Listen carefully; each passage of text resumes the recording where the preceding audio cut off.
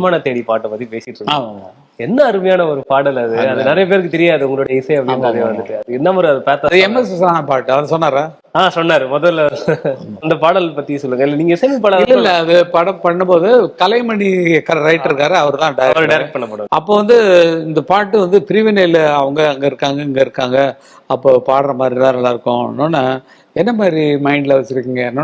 இல்ல ஒண்ணு இல்ல, பாட்டுக்கு பாட்டு எடுத்து நான் அங்க பாட மழை போ எங்க இருக்கன்னு பண்ணாங்களே, அந்த மாதிரி 2 பிரிவு தெரிஞ்சா நல்லா இருக்கும் அப்படிங்கிற மாதிரி சொன்னோன்னா, அதுக்கு நான் அதவே போட்டுடலாம். அப்பதான் எனக்கு வேற ஆல்டர்னேட்டிவ் போடுறதுக்கு வசதி இல்லை இல்லைங்களா, சொல்லியாச்சுன்னா அது ஃபிக்ஸ் ஆகிடும். ஏன்னா இப்ப முடிஞ்சு போச்சு. வேற டியூன் பண்ணோம்னா இன்னொரு ஆல்டர்னேஷன் ஏதாவது ஒரு ஆல்டர்னேட்டிவ் டியூன் பண்றீங்களா போடுவோம்.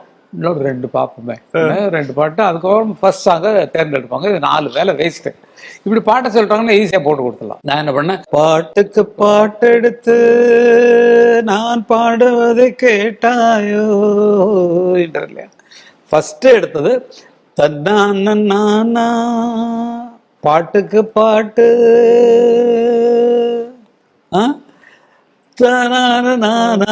பொன்மான தேடி நானும் பூவோட வந்தேன்னு 2 நடுவர்கள்லாம் தூக்கிட்டு 2 மட்டும் ஜாயின் பண்ணி பாட்டா பண்ணிட்டேன்.